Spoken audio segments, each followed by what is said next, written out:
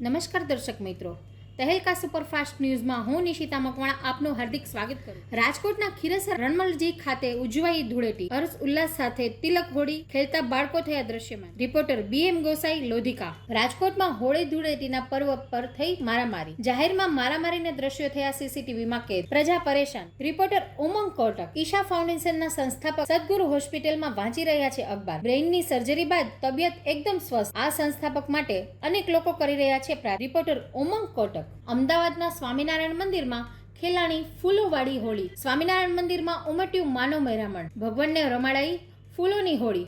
ફૂલડાની હોળીમાં ભાવ વિભોર બન્યા સંતો અને ભક્તો. રિપોર્ટર ઉમંગ કોટક. કોઈ ખેલે રેલ મેં, કોઈ ખેલે જેલ મેં. ભાજપ સાંસદ મનોજ તિવારીએ લલકાર્યું કટાક્ષ ગીત. આવા ગીતથી કોઈને મોજ તો કોઈના પેટમાં રેડાયું તેલ. રિપોર્ટર ઉમંગ કોટક. યુટ્યુબર એલ્વિસ યાદવ સુરત પહોંચતા જ વધુ એક વિવાદમાં સપડાયો. એલ્વિસને એરપોર્ટ તેડવા આવેલી તમામ કારોમાં કાળા કાચ અને વિધાઉટ નંબર પ્લેટ થઈ દ્રશ્યમાન.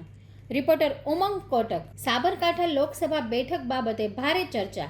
ભીખાજીને ટિકિટ આપ્યા બાદ ઉમેદવારી પરત ખેંચાતા થયો ભારે વિરોધ.